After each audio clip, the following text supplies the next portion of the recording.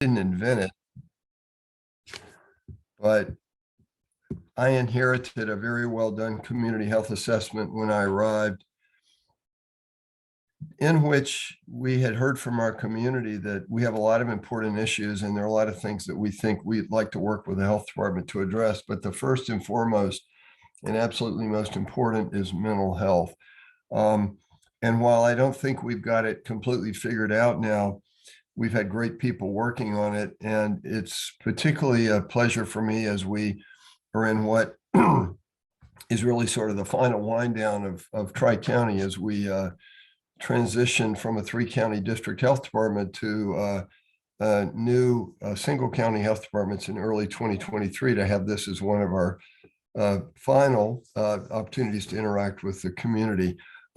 You guys are here because you understand the importance of mental health. You understand that it's a broad swath of both illness issues, but frankly, more importantly, health-based issues, really mental, emotional, and psychological well-being. And if we didn't need a pandemic to remind us that it was important at every stage of our life, but we did have a pandemic that reminded us of that. And we are, I think, perhaps singularly rededicated in the not quite aftermath, in spite of what President Biden said, because we still think we've got a little more stuff to deal with, but certainly in the later phases of it, to be addressing some of the sequelae.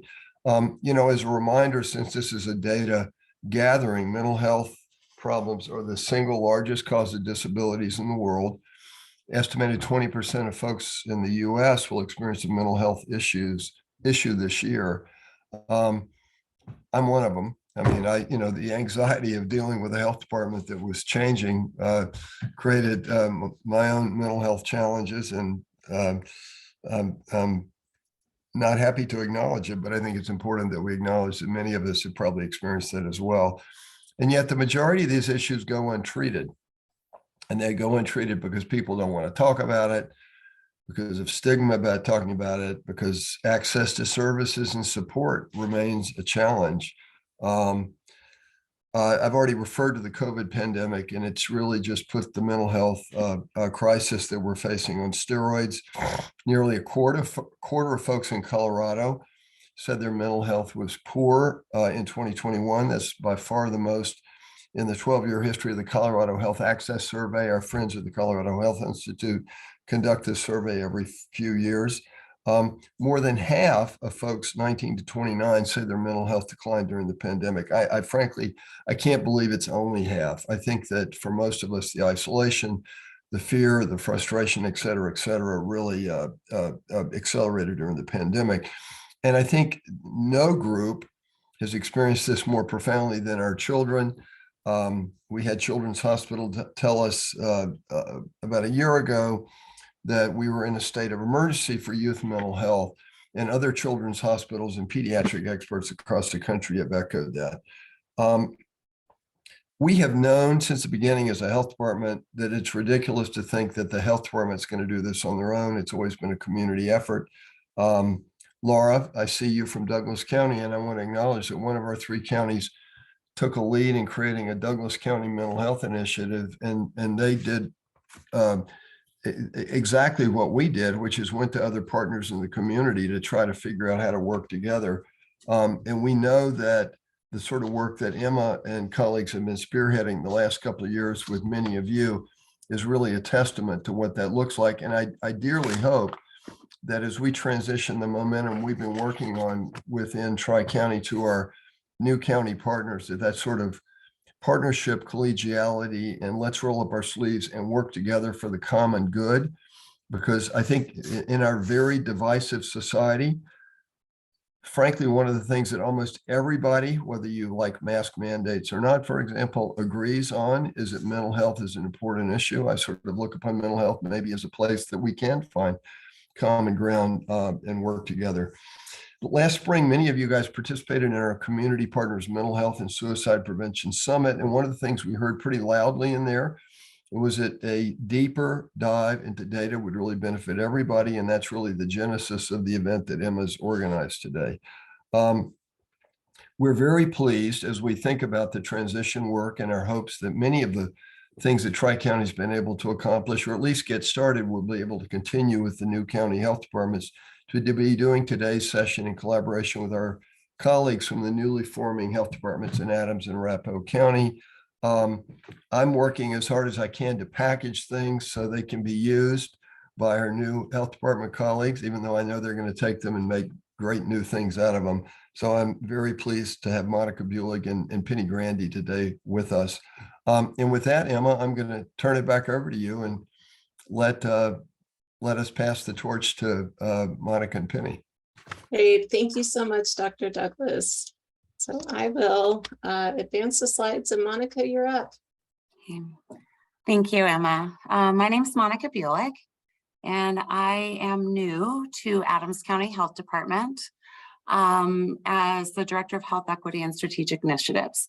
I'm standing in for Dr. Kelly Weidenbach today, and she wishes she could be here and sends her gratitude for this space and everyone being together. And Dr. Douglas, it is an honor to be part of a health department that is building upon the legacy of Tri-County Health Department and the incredible work that has been done by you and all of your leaders and the teams. So thank you. As I go through what Adams County Health Department is very quickly, I just want to elevate that. All of this is building upon an incredible infrastructure and knowledge base that we take very seriously and use to guide our work moving forward. So next slide, Emma. This is the leadership team within Adams County Health Department at this point in time, minus Michelle Harris is also with us as the Director of Nutrition Services. Many of these faces you guys will recognize from Tri-County Health Department, and then faces like mine and Dr. Darcy Martinez's are new based upon our interest in this work in Adams County. Next slide. The timeline, I think all of you know it for the most part. We are now in Q4. And I think the most important thing to recognize here is that when Adams County commissioners made the tough decision to split off, their intent was to give more to Adams County residents, building upon the great work of Tri-County, and to focus on health equity and social determinants of health. And so they made that decision. And since then, Dr. Weidenbach has been the interim director and is now the director of public health. We have appointed a board of health. We have a leadership team in place. We have made offers to all of the talented professionals in Tri-County for whom the same job was available in Adams County. And we hope and intend to create an environment, as Dr. Douglas said, that is really building upon the legacy of Tri-County Health Department. Next slide. Our planning process, I'm not going to go through this, but I think it's really important to recognize all of these departments in Adams County have been actively involved in creating Adams County Health Department. The whole entire county has leaned into the process, recognizing the work it would take, and every single department within Adams County has supported this work moving forward. And so these are partnerships for the future, building on some of the partnerships from the past and new work going forward. Next slide. And this is our Board of Health. They were established in August, which feels like yesterday. And we had a tremendous interest in the Board of Health. 21 applications were received and 5 people were appointed, all Adams County residents, none of whom are elected officials, which was a conscious decision of our commissioners, recognizing the importance of a Board of Health and looking forward at the health of our residents. And I will quickly add, and we can add this at the end, all of our Board of Health meetings are available to join in person and electronically, and we encourage people to do so. Next slide. So I'm not going to go over this in detail. It's important to recognize the majority of the work, the public health services and the work being done by Tri-County Health Department is transferring over based on public health requirements and listening to the community. So, and then we'll get to the next slide and I'll show you the org chart. This is our organizational structure. It's a little bit hard to see, I recognize, but I just want to show you the divisions that we have. And we have the Office of Administration and Accreditation. They're focusing on a lot of the operations and the public health accreditation process, which we take seriously.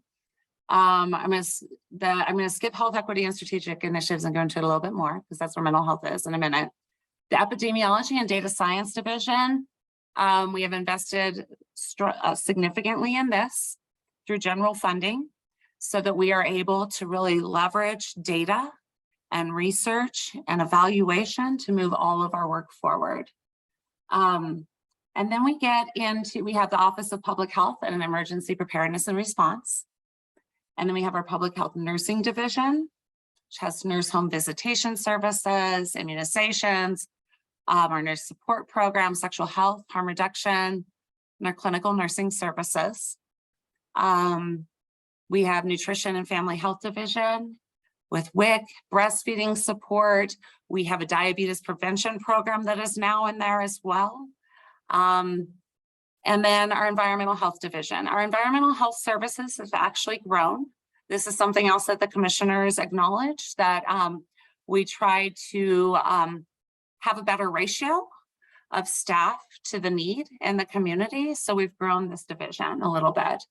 And so we have our consumer health, retail food, body art inspections, school and child inspections, water quality, et cetera. So all of this, again, building on the strength of Tri-County and using the information that Tri-County is giving to us as our starting point.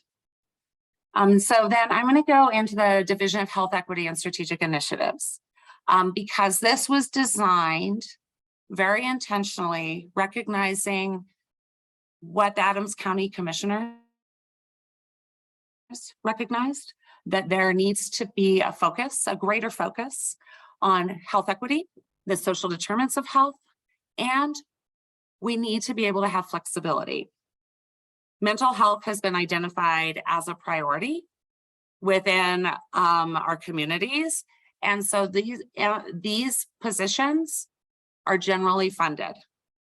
A significant portion of these positions are generally funded so that we can listen to community, respond to community, and address equity at its core based on those social determinants of health and those underlying factors, the systems and structures that have been in place for a significantly long period of time and need to be addressed.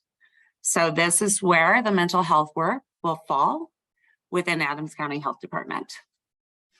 And then the next slide, we'll go over quickly. I'm going to skip this.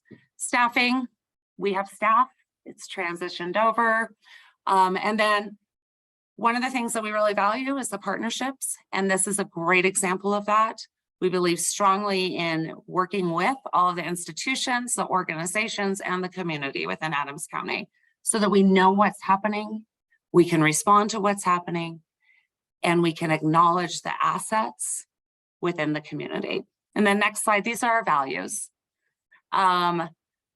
Creating a healthy and more equitable county, addressing the disproportionate health burdens, engaging our communities, strengthening relationships, building trust, and I think most importantly, listening and learning along the way. And so we will continue to evolve and grow based on what we learn. Thanks, Emma. Thank you, and sorry, I clicked on something I shouldn't have. Oh, I needed that cue too, so thank you. Apologize, but thank you, Yes. Monica. I appreciate your time and very helpful to get that overview of what's happening at Adams County. And now we will kick it over to Penny Grandy, please. Hi, everybody. Thank you for having us, or for me, Jennifer Ludwig would have loved to come, but she is on some much needed PTO right now. So thank you again. It's great to see everybody. I was at Tri-County Health Department for 21 years before coming over. So I'm very excited to continue the work that Tri-County started and moving forward into the future with all the great partnerships. So I was asked to do a little background on where we are in forming Arapahoe County and sort of where we're going into the future. So next slide, please. So similar to Adams County, right? We all made the decisions that we would be forming our own health departments at the end of last year, the beginning of this year. So we are also in the fourth quarter, filling a lot of crunch time to get a lot of the logistics figured out and all of the pieces, policies, procedures, Board of Health, that type of thing. So I won't go through all the detail on this slide. It'll be shared. Emma's put in the chat. Next slide. This is, so there, each one of these sections now have bigger organizational structure. So if you're interested in more detail, feel free to reach out to me, but I'll just go over broadly what we are looking at the Arapahoe County Public Health. So we do have our Board of County Commissioners who gave us our Board of Health. There are 5 Board of Health members for Arapahoe County, and they have made Jennifer Ludwig our executive director. And we now have a CMO under contract, an interim CMO. Dr. Chris Urbina will be the CMO for Arapahoe County to get us started, which is great. He has a lot of good experience in the state and in that role.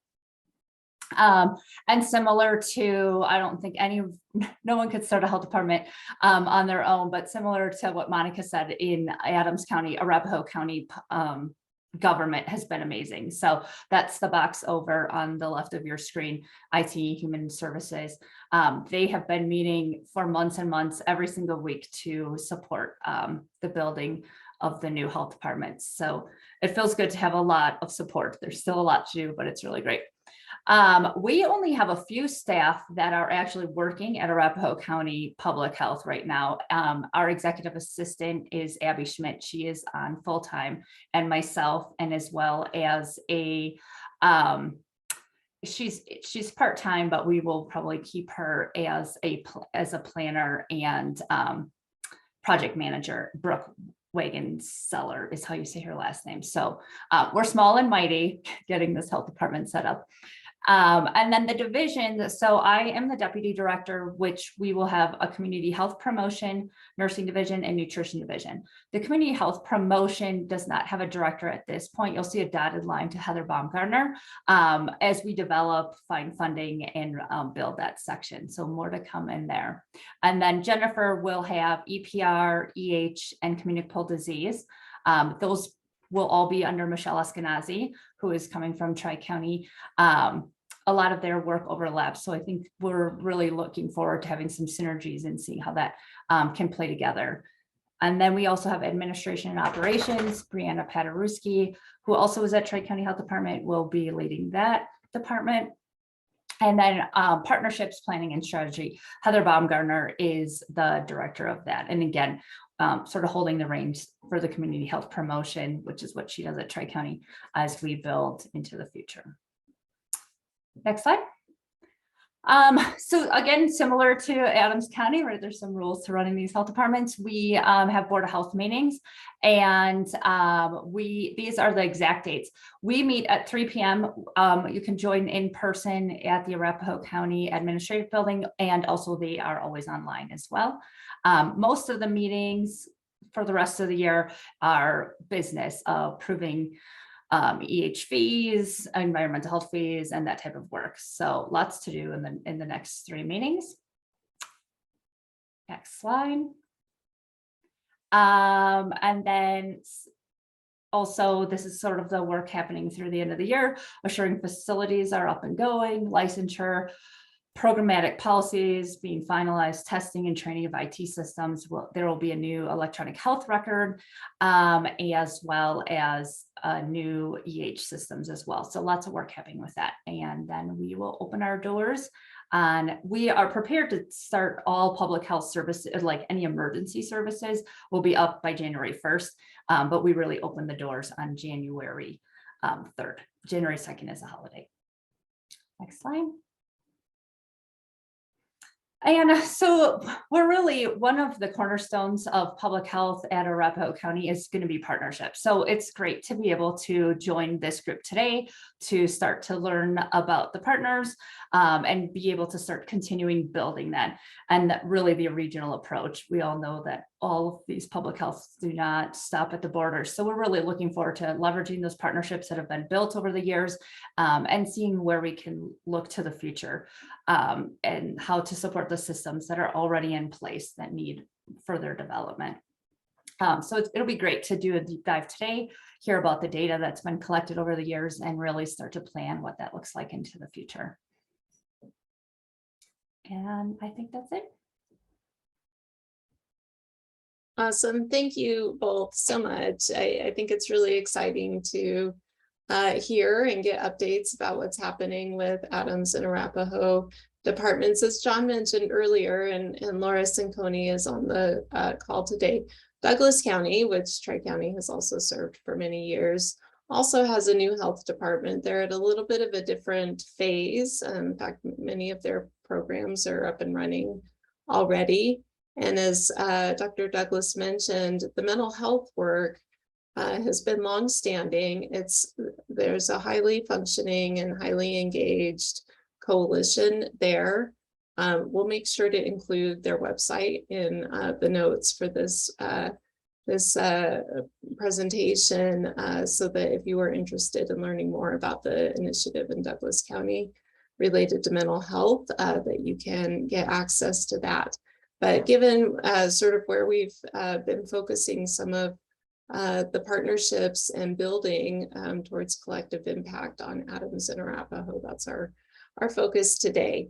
But certainly appreciate that recognition that this work is broad and needs to have lots of touch points and lots of partnerships across jurisdictions and county lines. So this slide is just a very quick summary of some of the work that we've been doing at Tri-County around mental health and suicide prevention.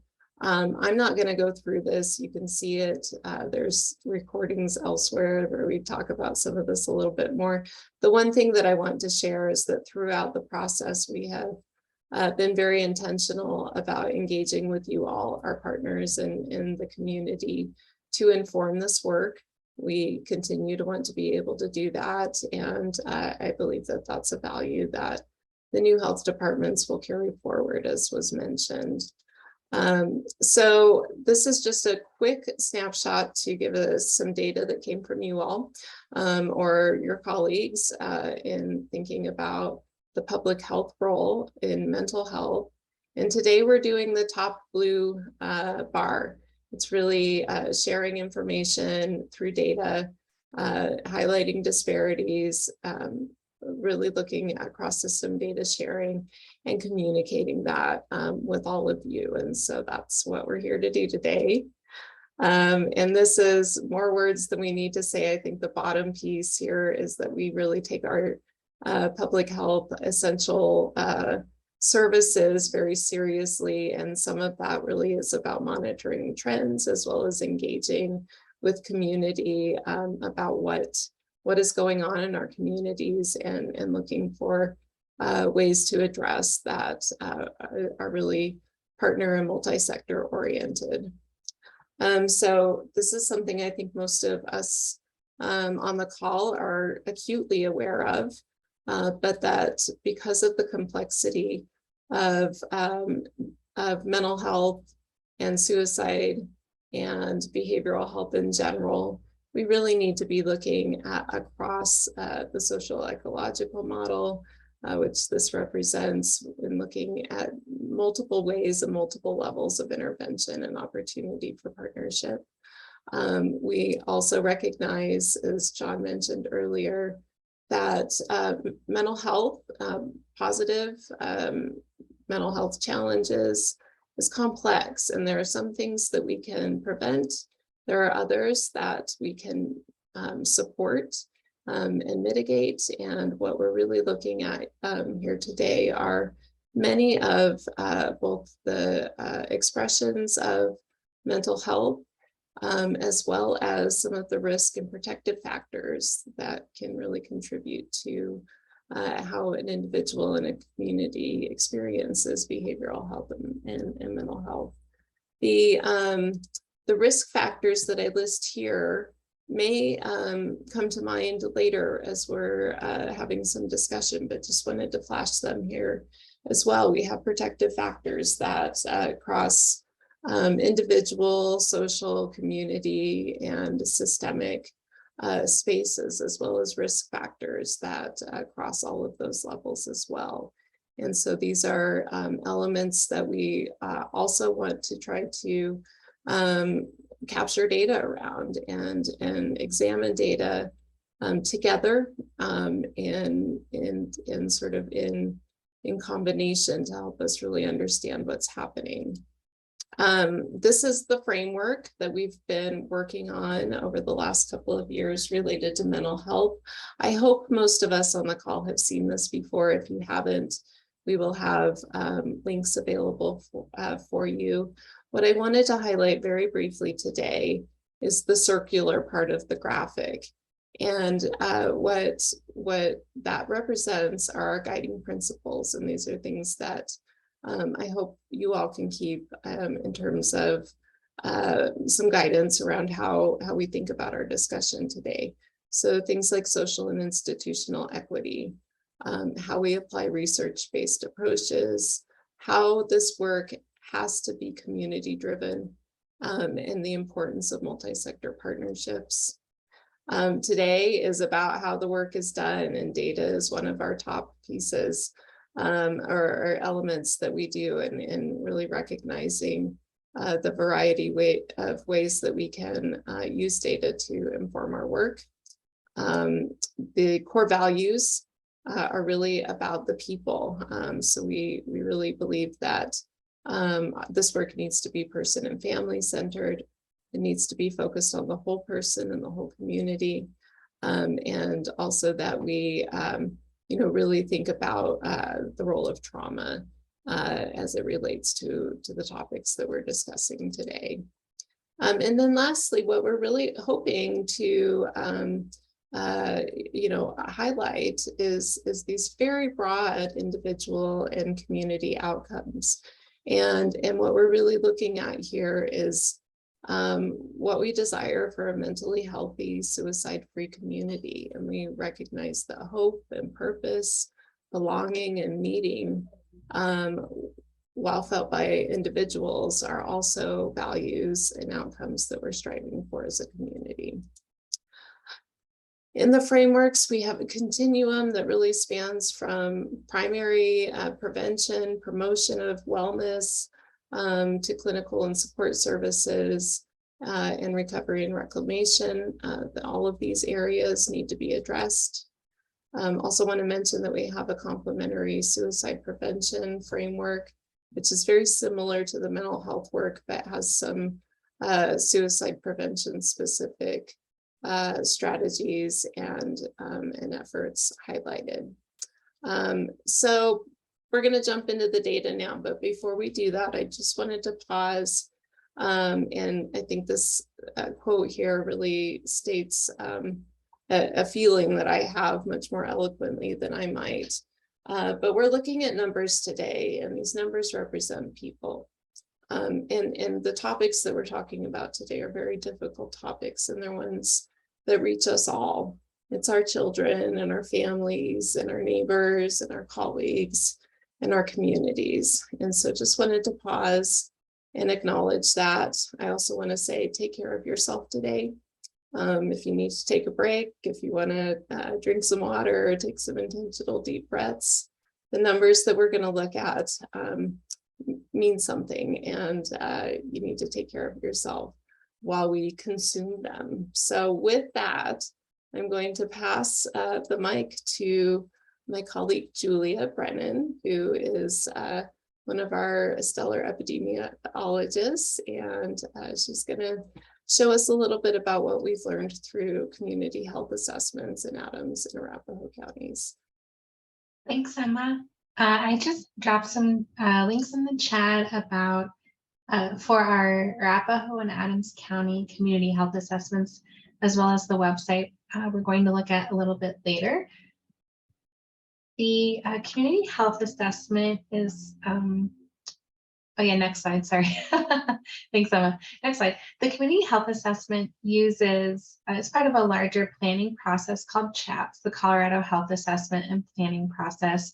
It's required every 5 years by state law. It's also a good idea. Prior to doing the community health assessment, you plan and then you engage with the community. And so the community health assessment is a unique combination of community engagement data and lessons learned from the community and outreach, as well as combining that with quantitative data and our more traditional data sources to bring this all together and assess and monitor the population health for our communities. This process started, the community engagement process started in 2021, May 2021. And it was direct outreach with partners and community organizations, county leaders, staff, and our clients via community surveys and focus groups. And we asked two questions. What are the 3 most important characteristics of a healthy, happy, and thriving community? As well as what are the 3 most important health problems facing your communities? And these answers were aggregated and categorized into the top 10 most frequent responses. And within those responses, for both of our communities were social factors and access to care being of the top 10 most important characteristics and health issues facing the communities, as well as specifically mental health was mentioned in our Adams County community engagement. And so this informs the community aspect outside of our surveys and our more traditional data sources on mental health. Next slide. There are 3 sections that are included in this slide deck about mental health from the community health assessment. I'll go through some of them. Oh, the spacing got changed a little bit, but that's okay.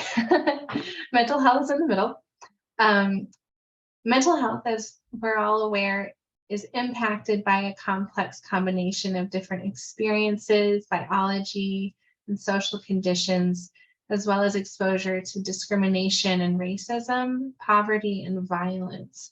And these experiences impact your mental health, which in turn impacts how we handle stress, relate to others, and then make choices.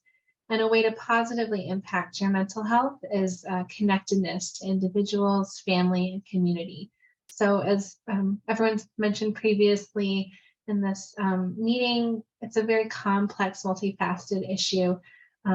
And we're trying to use everything that we have in our toolkit to address it. Next slide, please. As Dr. Douglas mentioned, nearly 1 in 4 residents reported poor mental health in 2021 in Adams County, Arapahoe, and Colorado overall. And this measure is the percentage of people reporting at least 8 poor mental health days in the last month. And the majority of these mental health issues go untreated because people are afraid to talk about them due to shame or misunderstanding, negative attitudes, and discrimination. And so this is probably an underestimation of the actual reality that people experience. Next slide. We can see differences in self-reported mental health status by age, race, ethnicity, income, and educational attainment, and sexual and gender orientation, or gender and sexual orientation, excuse me. All of these factors influence people's lives and opportunities in their environments. And so these are all important differences to keep in mind. This chart shows self-reported, the percentage of people reporting at least 14 days of poor mental health in the last month. And it shows differences such as there's a higher percentage of Black and American Indian and Alaska Native community members that experience and report poor mental health compared to their white, Hispanic, or other race community members, and as well as a higher percentage of lesbian, gay, and bisexual community members experiencing poor mental health compared to their heterosexual community members. Next slide, please. Pregnancy-related depression is the most common complication of pregnancy. 20% of women in the US experience these more significant anxiety and depression symptoms. Pregnancy-related depression or postpartum depression occurs during pregnancy or after giving birth, including after a pregnancy loss. And this impacts people of all different cultures, age, income levels, and race.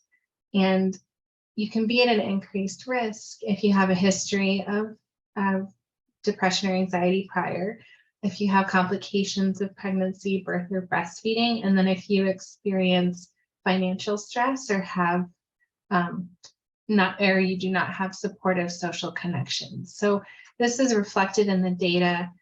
This chart shows the women with lower incomes having higher rates of postpartum depression than women with higher incomes. And this is reflected in Arapahoe and Adams County and Colorado overall. Next slide.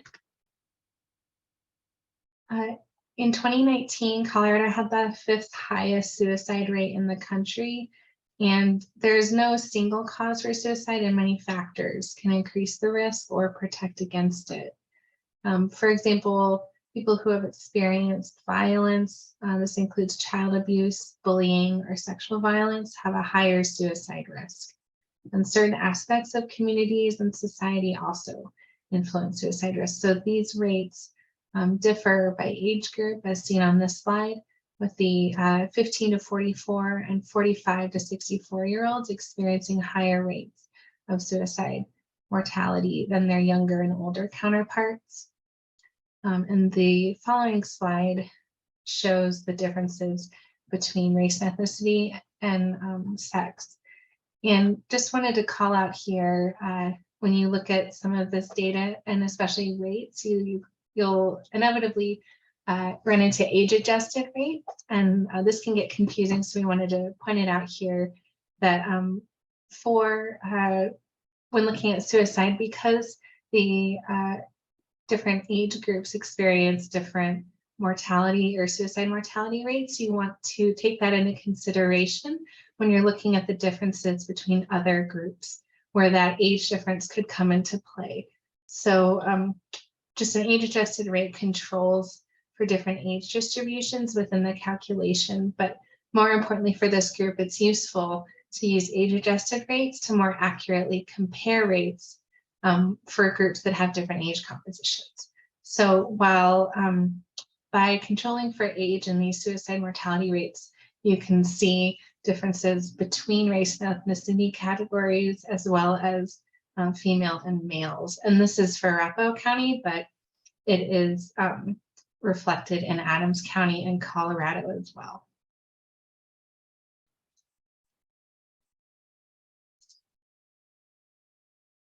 Thank you. Healthy development in the early years impacts your lifelong health, and adverse childhood events, which is a technical term, but adverse childhood events can increase toxic stress and impact neurodevelopment of children as they age, and this impacts their mental health and physical health into their adulthood. And so it's an important indicator to look at. Adverse childhood events include neglect, abuse, death of a parent, violence in the home, or if you live with someone with a serious substance abuse or mental health problem. 40% of children in Colorado reported experiencing at least one of these adverse childhood events, with 20% experiencing at least two. Over the years, as the child ages, they experience more of these adverse childhood events, with 50% of kids 12 to 17 experiencing at least one adverse childhood event in Colorado. Next slide. We really want to take into consideration what the community has to say following all of this data. So within the CHA, at the end of each of the sections, we have what our community said. description. And the community concerns listed for mental health were poor mental health, specifically among adolescents and young people, and then emphasizing the importance of stress as a problem related to mental health specifically, as well as concern over access to mental health care resources and support, and just a general awareness or recognition that life events and circumstances impact mental health. And just to call out, this is a quote that we included in the community health assessment that was from the Spring Summit discussion from someone in Adams County, that our community needs youth intervention programs that are focused on safe spaces and trusted adults. Next slide. I'm going to go pretty quickly through the next few slides because we only have about 5 minutes left, 4 minutes. So we'll just skip through these really quickly. We know cost and availability of services are primary reasons why people go without care. And this is reflected in the data from the Colorado Health Access Survey. When people were asked, did you need mental health care, but did not get it in the last year, 15% of Adams County and almost 14% and 13% in Arapahoe and Colorado said that they did not seek or they did not get mental health care when they needed it. Next slide.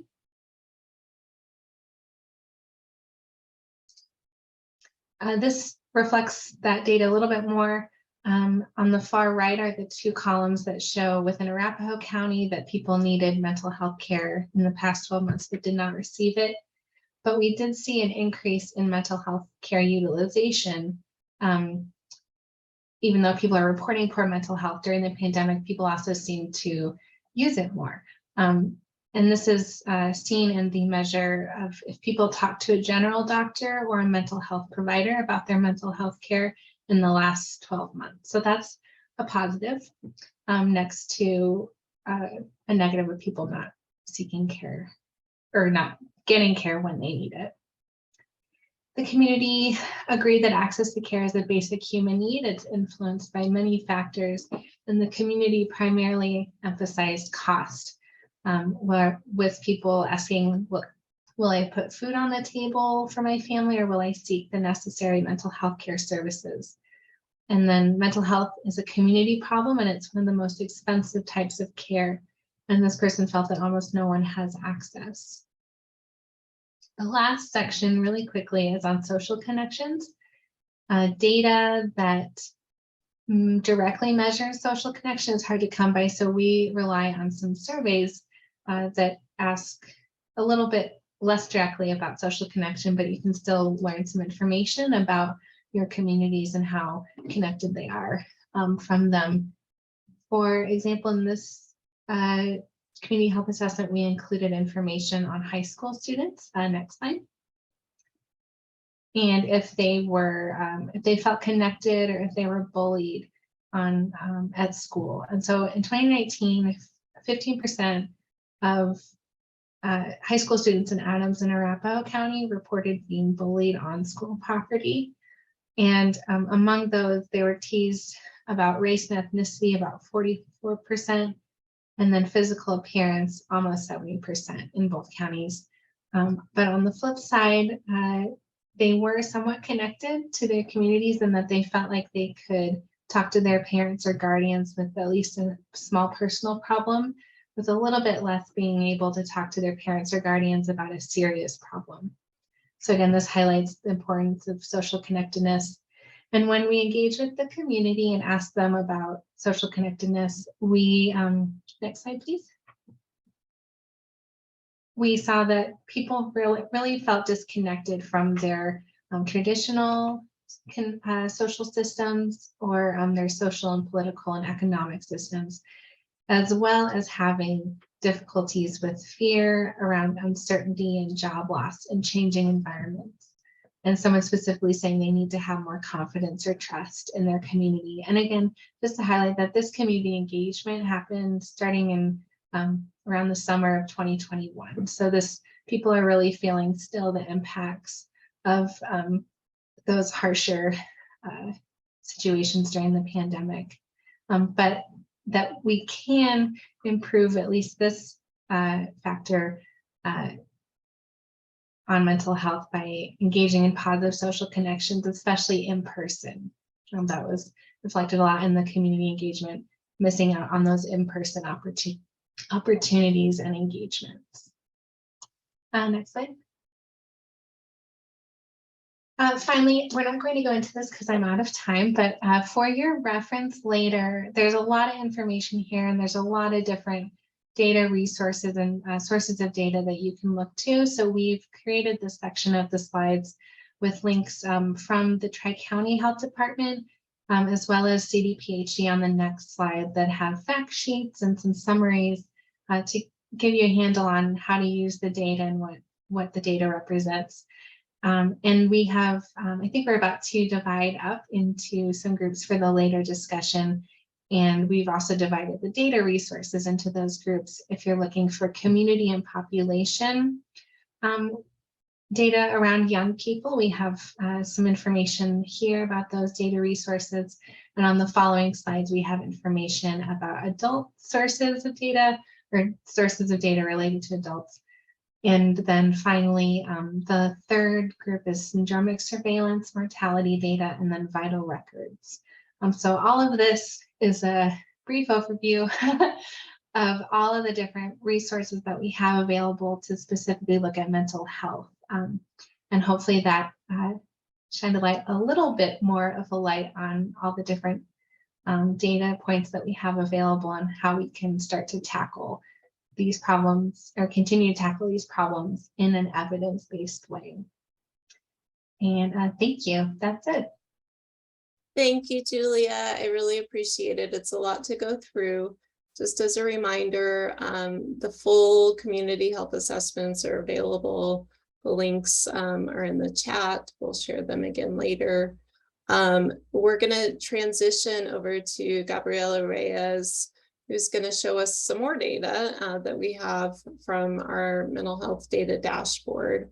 But I wanted to just kind of put a plug in here. When we break out into discussion groups, we're going to have 3 groups. And we're going to have one that's focused on the mortality, hospitalization, vital records, syndromic surveillance data.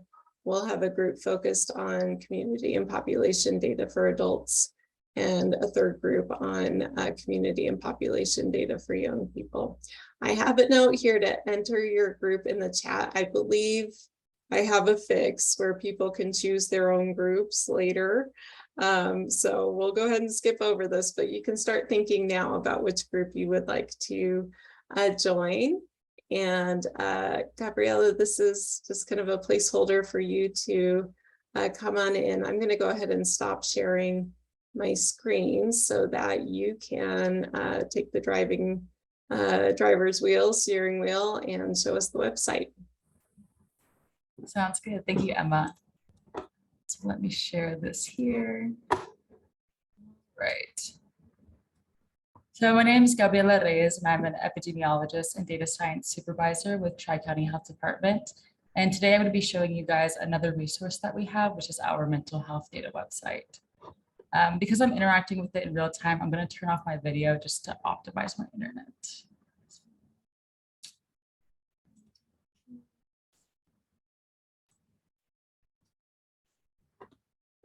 Okay, so the way that you can access this website is through our data.tchd.org link up here, and then you click on this mental health data tab. I've loaded this before, so you guys don't have to watch it load. So on here, we've compiled data from various sources of this website and created interactive data tools that can be accessed publicly at any given moment. The website begins with a direct resource to the Colorado Crisis Service for anyone who needs immediate help right here. Underneath that, we have an introduction about mental health. So here we call out how mental health impacts everyone, regardless of gender, age, race, income, or religion, and is the single largest cause of disabilities in the world. We also mentioned how a majority of mental health issues go untreated because of fear and misunderstanding that still persist.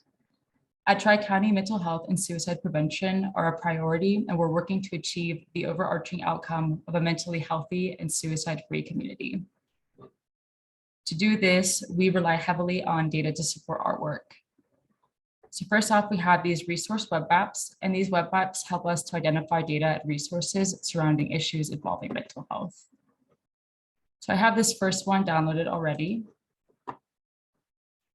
Here we have the percent of adults with frequent mental distress by census tract. So this data comes from the BRFSS, which is the Behavioral Risk Factor Surveillance System data. In the map, the darker purple areas are areas with a higher prevalence of frequent mental health distress, and these kind of like yellowish areas are where there's less prevalence of it.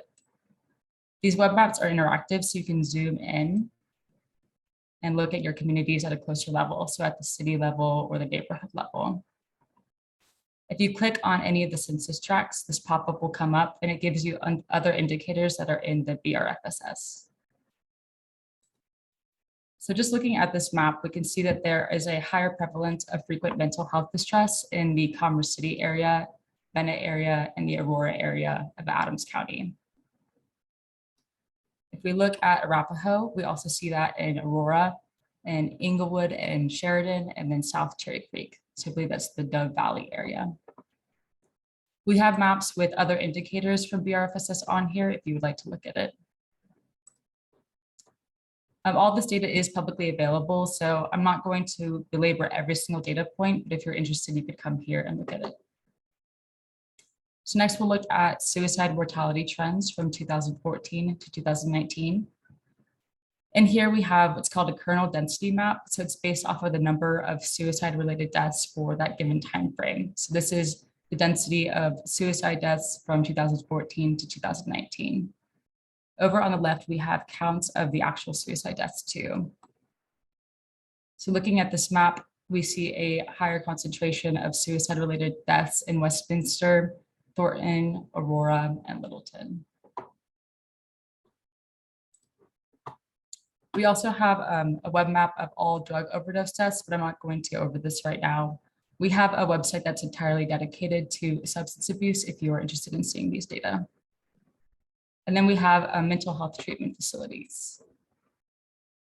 So over here, these data come from the National Directory of Mental Health Treatment Facilities. And if you click on one of these icons, it'll give you more information about the facility and the services they provide. You can see that these are a lot of acronyms in here. So on the left, we define what those acronyms actually mean. All right, so how common are mental health issues and why aren't we getting treatment? Here we display responses from the Colorado Health Institute's Colorado Health Access Survey from 2021. And these were questions asked related to mental health. The first graph displays the percent of the population in the Metro Denver area with a decline in mental health as a result of COVID-19. In Adams County, there's 37.2% of people who experience a decline in mental health, such as anxiety, depression, and/or loneliness as a result of COVID, followed by 39.3% in Arapahoe County. For this presentation, I'm going to focus on the results of Adams and Arapahoe County, but if you would like to see the other counties in the Denver metro area, then please visit our website. The second graph displays the percent of population in the Metro Denver area who needed mental health care or counseling services, but did not get it at that time in the past year. So we have 14.7% in Adams County and 12.6% in Arapahoe County. In addition to adults, mental health issues for youth are even more prevalent. Below are indicators from the Healthy Kids Colorado survey illustrating the cascade of conditions that can lead to suicide of high school kids. I want to note that CDPHE, so our state health department, has a Healthy Kids data dashboard that includes more indicators of different health topics broken down by sociodemographics if you'd like to dive into these data more. So the 4 indicators that we dive into on our website. The first one is the percent of students who felt so sad or hopeless and stopped doing usual activities almost every day for 2+ consecutive weeks in the past year. So 41% of students in Adams County experienced this, and 43% of students in Arapahoe County experienced this. The next indicator is the percent of students who seriously considered attempting suicide in the past year. So 17% in Adams County and 18% in Arapahoe County. The third indicator is the percent of students who made a plan about how they would attempt suicide in the past year. So we have 14% in Adams County and in Arapahoe County. And the last indicator is the percent of students who actually attempted suicide one or more times in the past year. So we have 7% in Adams County and 8% in Arapahoe County. So looking at these indicators aggregated at the county level, we see similar percentages across Adams, Arapahoe compared to the state. And this remains true for most healthy kids data aggregated at the county level. So we are seeing similar trends across the state. However, we see differences in these outcomes when we look at students by race, ethnicity, sexual orientation, or gender identity. So down here, we're looking at those 4 youth mental health indicators by race, ethnicity. If you click this drop down, you can select one of those indicators. And because of time constraints, I'm only going to go over a few of these. So here we're looking at the percentage of students who attempted suicide one or more times in the past year.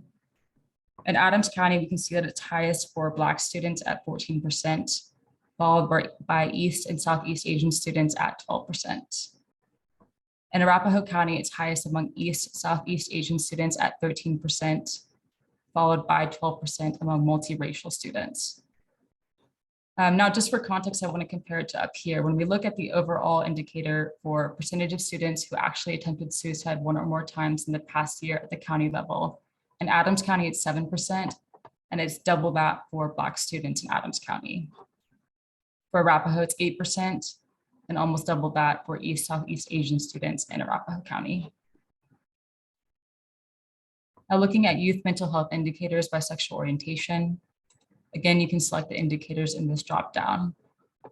Looking at this first indicator, a percent of students who felt so sad or hopeless almost every day for 2 weeks or more, we can see that by eyeballing it, it's much lower for students who identify as straight compared to students who identify as asexual, bisexual, gay or lesbian, unsure, or other. Looking at the indicator of those who seriously considered attempting suicide in the past year, in Adams County, we see that it's highest for students who identify as other sexual orientation, so at 44%. And then asexual, bisexual, and gay or lesbian, about 36% of students seriously considered attempting suicide in the past year. So looking at those indicators and then looking at straight, so 11% of students who seriously considered attempting suicide in the past year were straight. So it's almost 3 times as high for students who identify as a different sexual orientation. In Arapahoe County, it's similar, with the highest being bisexual at 48%, followed by asexual and gay or lesbian at 42 and 41%. So it's almost 4 times as high as students who identify as straight in Arapahoe County. Now here we're looking at TCHD suicide and mortality rates per 100,000 by age group. I'm not going to go over this too much since Julia spoke about it in her presentation, but one thing I do want to call out is from 2019 to 2020, we saw an increase in suicide and mortality rate among all age groups except for 45 to 64-year-olds in Adams County. And in Arapahoe County from 2019 to 2020, we saw an increase in all age groups except for 15 to 44-year-olds. So there is that difference between the 2 counties. I want to note that these data that we're looking at are actually small counts of suicides to keep the bigger picture into context. So we're talking about 10 to 40 suicide deaths per 100,000 people. But even though those numbers are small, these data represent real people, and any one death for something preventable is way too many. We need to understand the elements of what's happening here because it is preventable. With that being said, here we dive into the circumstances, toxicology, and injury locations of TCHD suicides. So these are aggregated data from 2016 to 2020, and it comes from the Colorado Violent Death Reporting System. You can filter this dashboard with this drop down here for one of the counties or for Colorado as a whole. When we look at circumstances, over half of deaths by suicide in Adams County from 2016 to 2020 had a current diagnosed mental health issue or a history of mental health problems. I want to call out here that in Adams County, over 50% had a crisis 2 weeks prior to death by suicide. Over here, looking at toxicology, in 43% of deaths by suicide, alcohol was present, followed by 22.2% marijuana was present, and almost 15% opiates were present. Location, a far majority of them happen at the house or the apartment, so almost 80%. Now, when we look at, sorry, I just didn't switch. Arapahoe County, we see similar circumstances where about half had a current diagnosed mental health issue or had been treated for mental health issues prior. Looking at that crises 2 weeks prior to death in Arapahoe, about a third of suicides by death or death by suicides in Adams County, or sorry, in Arapahoe County, had crises 2 weeks prior to death, whereas in Adams County, it was almost half. So there's that difference between the 2 counties. Looking at toxicology too, so I'm gonna go back to Adams. We see that it's highest among alcohol and then tapers off for other substances. And in Arapahoe, we see more substances in the toxicology reports. So in 33.8% of deaths by suicide in Arapahoe, alcohol was present, followed by 23.3% had marijuana present, 20% had opiates present compared to 15% in Adams County, and about 22% had antidepressants present compared to 10% in Adams County. Again, a majority of these deaths occurred in houses or apartments. So now here we go into the means of suicide, mental health history, and life stressors of TCHD youth suicides. These data come from the Child Fatality Prevention System, which is also the Colorado Violent Death Reporting System. Again, we have data aggregated from 2016 to 2020.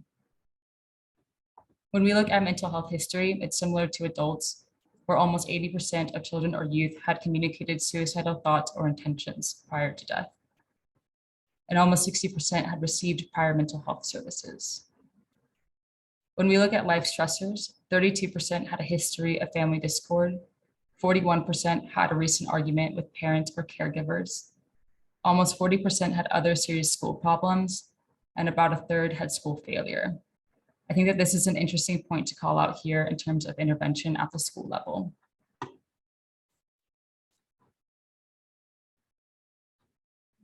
And when we look at Arapahoe, it's similar. Almost 70% of the child or youth had communicated suicidal thoughts or intentions, and 60% had received prior mental health care services. For life stressors, 46% had a history of family discord, almost 40% had a recent argument with parents or caregivers, and 41% had other serious school problems. So again, that school intervention piece. Now going down here, we have real-time mental health data, which is our syndromic surveillance data. And we will have time in our breakout groups to discuss this further, so I'm not going to go into this too much. But what this data is it's monthly anxiety disorder related emergency department rates among youth and adult residents.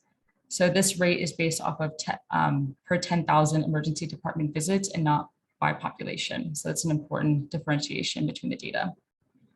These data include all emergency department visits, and youth are categorized as age 18 years or below, where adults are categorized as age 19 years old or above.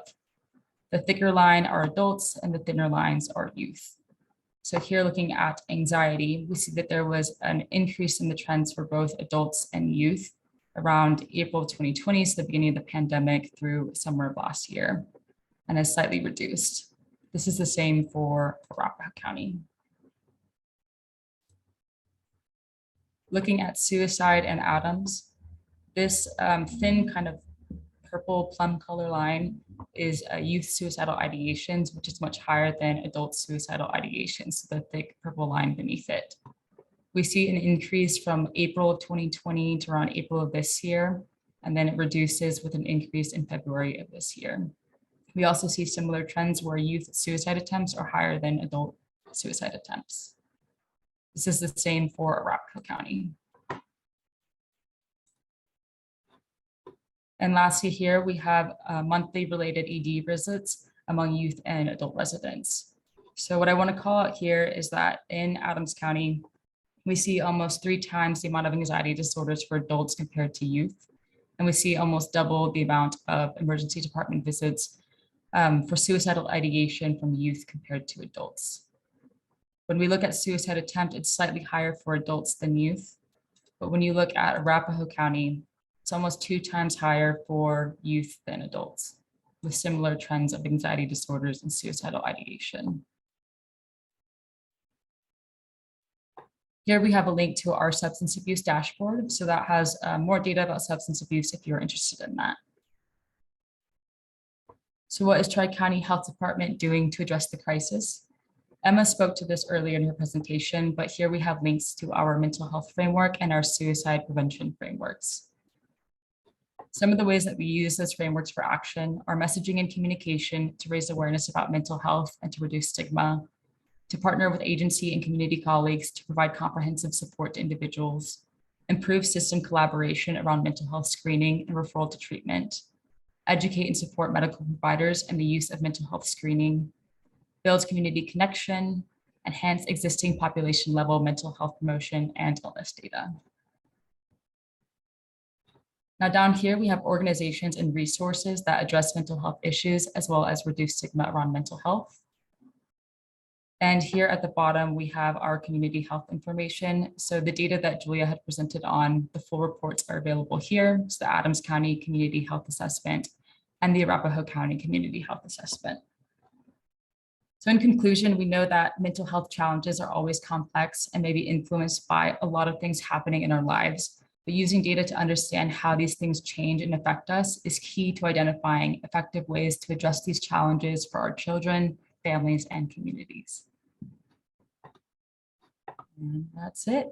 Thank you, Gabriella. It was a lot to cover and you did it in time. We are 2 minutes over our allotted time, which is phenomenal.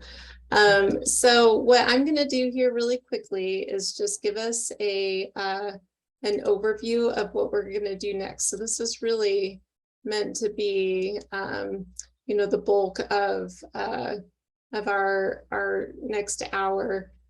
This is information, contact information for both Julia and Gabriella. As I mentioned, let's see. Zoom slideshow, there we go. I don't multitask very well. I'm learning on these things. So again, we're going to break out into 3 groups.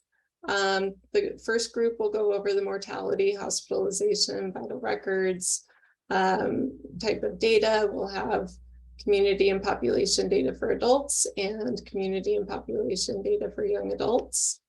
The way this is going to go is that we're going to kind of have 4 sections of ways for you all to reflect on all of this information that we just consumed in kind of, really quick fashion. And so we'll have some opportunity. Each group will be facilitated by one of our data experts, by a couple of subject matter experts. And then, of course, you all bring your expertise to these discussions as well. But there will be time to ask about the data that we saw. And then we're going to reflect on how it struck us, what we think it might mean, and then we'll wrap up by talking about how this data can be utilized. We're going to go to a Jamboard. So hopefully most folks are familiar with Jamboards, but please use this time to ask questions, share, and discuss with each other. You can use your mute and unmute functions as well as raise your hand to speak. There's sticky notes where you can write your notes and plug them right onto the Jamboard. You'll have support to do this. If you choose a group and you decide you want to move to a different one, you can just leave the group. I'll be in the main room and I can help you get back to another group. So I'm going to go ahead and stop the share. Let me do really quickly the link to the Jamboards in the, oh, thank you, Mara, you are on it. This is why we have teams. And then here are the breakout rooms. So I'm going to open the rooms. You should be able to choose the rooms that you want. And we will come back to this group, the main group, at 1:45. We'll have about 5 minutes to kind of debrief and maybe just share a few highlights from the discussions, and then we'll head into a closing. So I'm gonna, let's see, do this here. Are you all seeing options for the rooms? Not yet. Okay, so go ahead and choose. Yes. Oh yeah, join breakout rooms just popped up on the bottom. Okay. If anybody's having trouble, I'm gonna hang here and do a little problem solving if we need to. It doesn't pop up for you. It looks like you can click on breakout rooms at the bottom.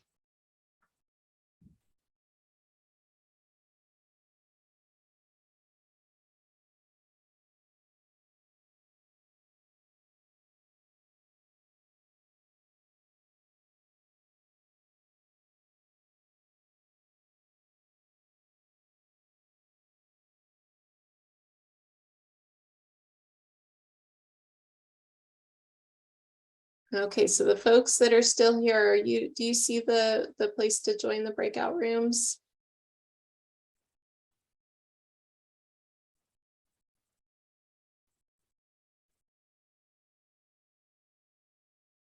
Hi. Hi, how are you? Dan? I have this problem every time with my Mac. I can never get into one of the groups. I was trying to Okay. get to 3 and Let I, me see. Do you know which one you'd like to join? yeah, 3, but I only show the participants. It doesn't. Okay, I think I can send you there. Let's try All right. this. Sorry about that. No worries. Does Thank you. that give you an option to join there? There she goes. Hey, Emma, and I'm joining really late because I had 2 meetings. And so which one do you think I should go to? Well, so first is kind of a lot of the mortality and syndromic surveillance type data. The second group is adult, like BRFIS type of data. And then the third group is around youth data. So Okay. whatever you like. I think I'll go to group 3 since Okay. most of my work's around youth. Thank you. Absolutely. Thank you.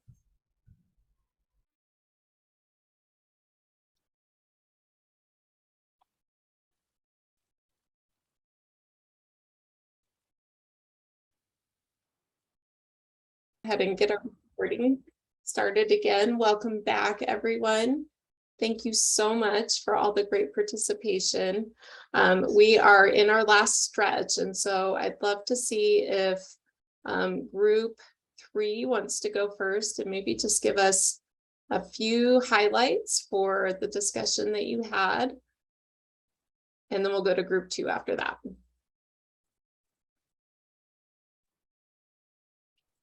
Okay, I guess that's me. Anyone from group 3, please feel free to pop in if I chime in if I don't get it right. We talked a lot about, I would say that kind of the biggest things we talked about were the importance of trusted adults and schools and giving schools credit for the work that they do. And also when we kind of came to where do we want to go from here, we did talk about how schools are a good way to start, or a good place to start, excuse me, ways that we can reach families. Parents need to be educated as well. And really that team approach is kind of what I think we were talking about, as we mentioned, schools and parents and community, that kind of everyone needing to be working together. We were the young people's group, so that's why we're talking about schools. And one of our really good closing thoughts was the need to keep bringing people together, that there's so many of us trying to do this work and making sure that we're coming together to share and learn from each other and do this collaboratively so that we each know what we're doing. Group 3, any other major, we also discussed the importance of looking at the contributing factors from the NVDRS, the contributing factors to suicide, so that when we talk about doing suicide prevention, we're not just looking at the outcome, but knowing what is potentially leading to it and where we should be focusing our prevention work. So that was a really great, rich conversation, nutshelled. Thank you so much. And how about group 2? Anybody want to chime in about the adult group?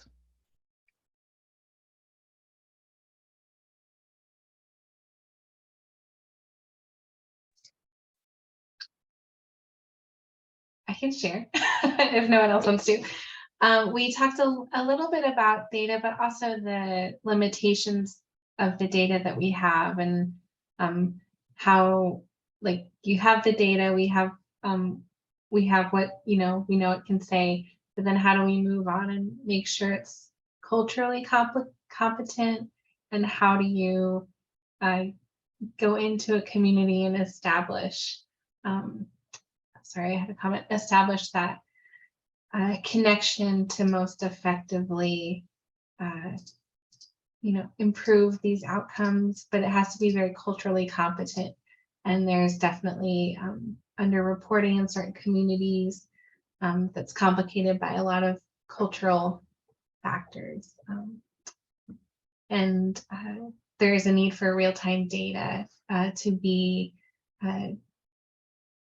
collected in communities, in different communities and diverse communities.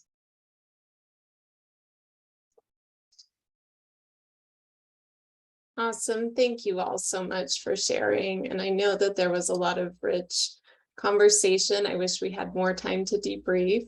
I do want to pass the mic, if you will, to Monica real quickly. She did want to just share a little bit and wrap up about what the new health departments will be focusing on in terms of planning and community engagement in the coming year. And I know she has to leave right at 2. So Monica, go ahead. Yeah, thanks, Emma. I'm going to speak on behalf of both departments because Heather Baumgartner and I have spent quite a bit of time together talking about next steps based on the community health assessment that was presented earlier. And so well done by our team members. Our next steps are to go within our communities and build upon those priorities that were identified and start to iteratively talk about the resources available, the gaps, the assets, and that includes cultural assets, organizational assets, and then start to prioritize more, narrow it down, and then work with community to develop our community health implementation plans. We're not calling them public health implementation plans. That alludes to the fact that public health does it alone. And we know it takes community to do this work. And so we will build upon that. We will work with community organizations, find our strengths, leverage those strengths, and develop plans. We will do this together in shared areas. And that's important to recognize. We are partnering in Aurora, which I know is a shared area between counties, and we are committed to doing so. So that's just really brief. Thank you for this great conversation. It elevates so many important aspects of what data is and what data provides the opportunity to explore further and learn further. So thank you. And Emma, I cannot celebrate and recognize enough the great work that you and Tri-County Health Department have done. Thank you for setting the stage so exceptionally well. And I gotta go. All right. Thank you, Monica. Thank you. And we are right at time, so I want to be respectful of you all and go ahead and close up. Just in real quick, expect an email from me. We'll send the slides, we'll send the resources, we'll try to follow through with some of the additional pieces that came forward today. We do have the recording, which we will hope to post. We'll have updates from the health departments before too long about sort of what their next phase is in terms of sharing this data. And we will try to keep you updated as best we can as we know and learn more. And I just want to thank you all so very much for hanging in with us until the end and just really appreciate you all. Yoshin, I see your hand up. Do you want to?